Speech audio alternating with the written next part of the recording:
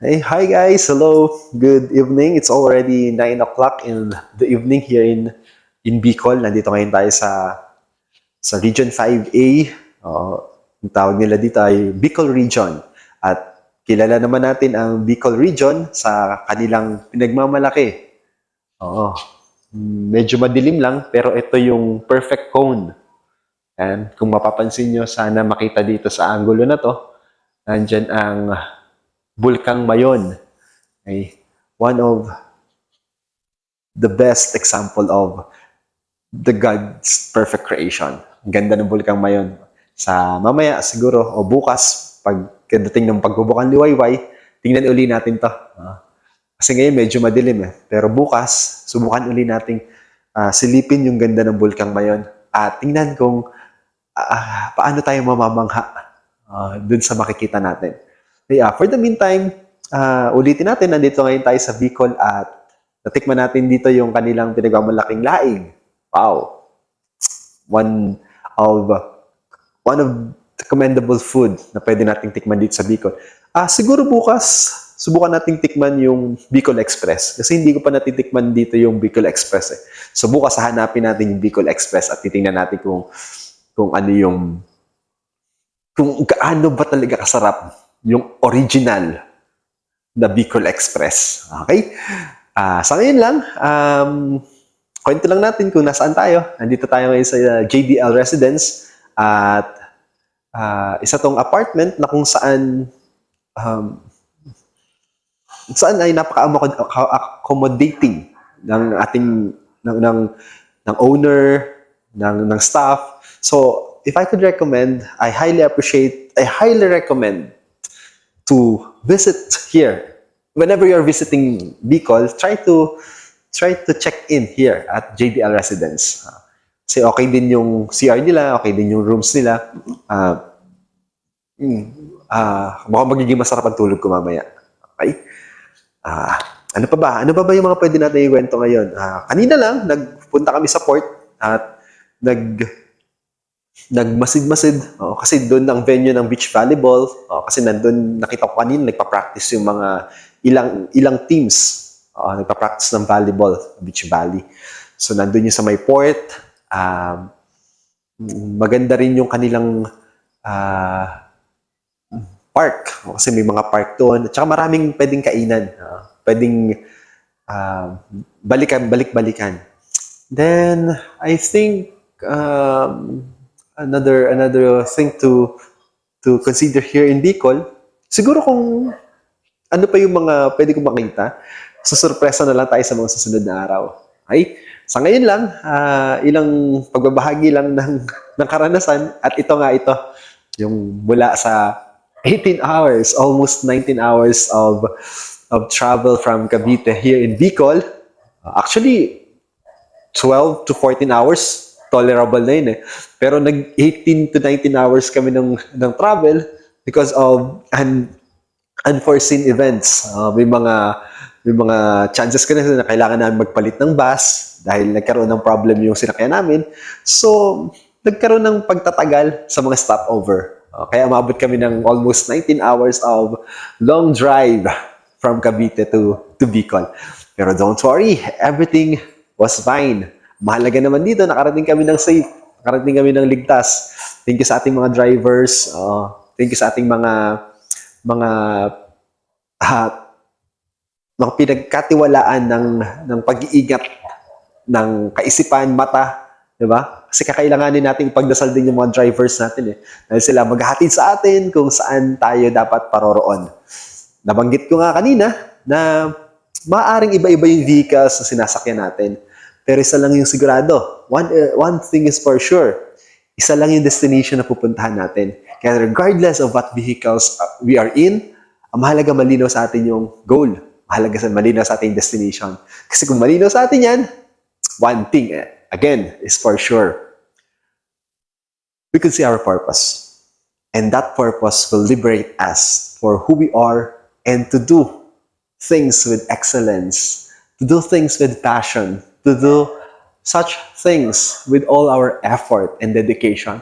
Because if things are clear within our means, within our thoughts, kung malinaw sa atin ang mga bagay-bagay, maaari na we are giving, we have been given the 100% opportunity. Binibigay na sa atin lahat.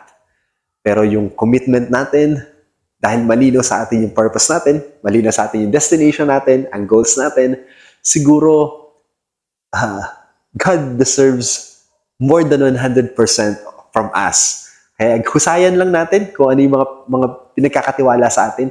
Kasi at the end of our journey, it's always between you and God, not between you and them. Hindi naman natin kailangan pakinggan yung sinasabi nila eh. Ang kailangan lang natin dito, maging malinaw kung ano yung gusto ng Diyos para sa atin at ano yung gusto mo sa kalooban mo na naaayon sa kalooban ng Diyos. That's another good point. So, on my own perspective, isa lang naman yung gusto ko. Ang gusto ko dito is to do whatever God has entrusted to me. Okay? Isa nga dito yung pag-video, yung paggagawa ng mga content, pag-edit ng mga possible contents. Dito tayo nagkakatiwalaan sa paghusayan natin. Okay? Paghusayan natin. And yes, we are being entrusted to lead in the sports events. Diba? Ang daming opportunities na binibigay sa atin dito sa sports. Thank you. Siyempre, thank you kay Sir Jerry Sergio for giving me the chance to work with him. Ako kasi yung pinagkatiwalaan ng De La Salle na maging coordinator ng college, sports coordinator ng college. So, ang tawag nila sa akin ay sports officer, college sports officer. So, dahil sa ganitong office, I'm responsible to take good care of the spiritual nourishment of the athletes and to take good care of their grades to assure that they are not just an athlete, they are also students. So they are called student athletes. So kailangan maging malinaw din sa kanila na pinapahalagahan natin yung paglalaro at pag-aaral ng sabay. Okay? At gayon man, maaaring isa sa mga bukasyon ko dahil nandito tayo sa larangan ng paglalaro, sa larangan ng pakikipagbuno ng husay sa ibang koponan, siguro mas paghusayan ko pa. Pagbutihin pa natin. At the end of the journey, at the end of things that we are doing well, siguro isa lang yung makukonsider natin na totoo. Kasi regardless of the money, regardless of the material possessions, kapag meron ka at pinaghusay mo yung definitely ng sayo, money, material possessions, the guidance of the universe will definitely flow spontaneously. Diba? The abundance comes to me. Diba? Consistent. Diba? The abundance comes to me effortlessly. Diba? Consistently. Easily and effortlessly and consistent and daily basis. Ganun siguro ang principle. And the principle of life is always take advantage of what you are good at and always offer this talent, diba, with the right attitude. Always offer this talent with the right attitude to someone who had given that to you.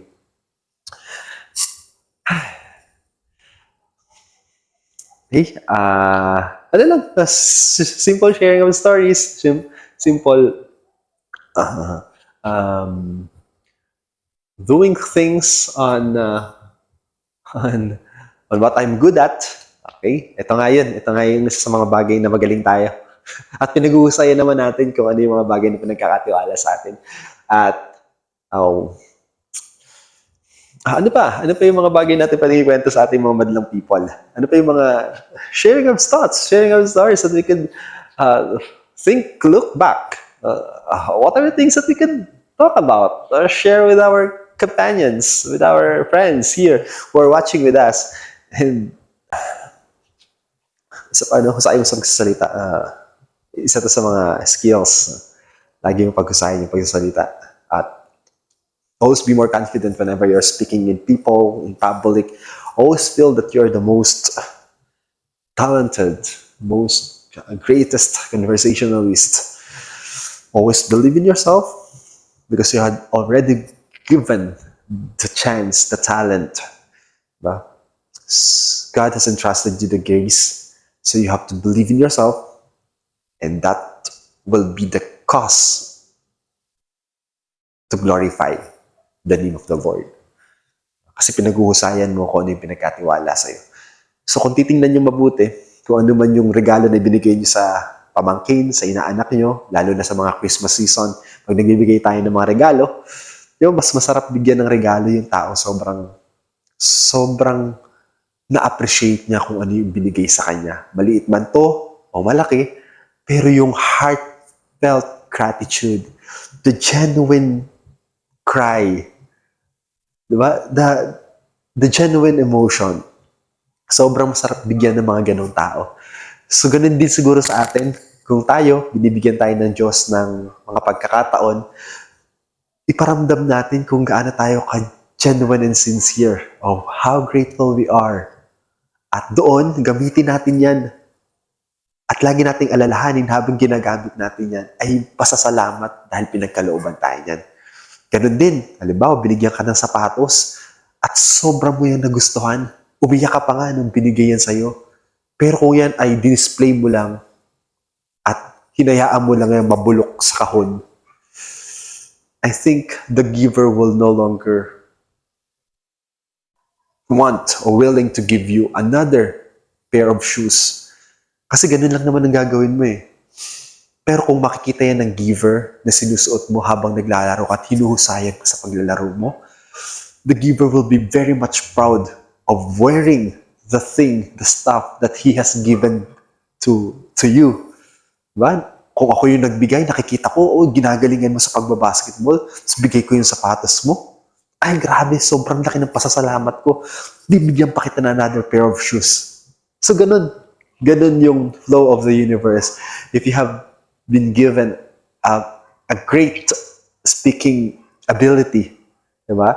The capacity to communicate with people, at hinuhusayan mo yan, ginagalingan mo yung pakikipag-usap, pag nakita yan ng giver, whatever you will ask from him, ibibigay niya. Kasi binigyan ka niya ng maliit, pero kaya mo itong palakihin. Binigyan niya kanya ng isang punla, pero naingatan mo. Another good thing is for sure, mas marami pa yung blessings na dadating sa'yo. So that's how the universe works and how God sees us, how God conveys how His generosity is genuine. Diba? The universe is genuine. The universe is generous. Kaya whatever we ask for, ibibigay yan. Only if you could learn how to appreciate the things that had given to you in the first place. Marami nang ibinigay sa iyo nung una, sana gamitin mo muna yan. Okay? At sa puntong ito, makikita ko sa sarili ko na kailangan kong lumabas dun sa box at kailangan kong ipakita kung gaano ako kagaling magsalita, kung gaano ako kagaling mag-communicate, at gaano ako ka-passionate whenever I'm talking to someone. I'm talking to anyone. And this is my charism, the embedded system that I have asked from him. That I'll be a great conversationalist. And I stand out from everyone around me. This is something that who I am. And from then on, I had given the chance to speak. So I have to use it wherever I am. So I have to communicate, have to express my thoughts, I have to express my feelings, and I have to make it well.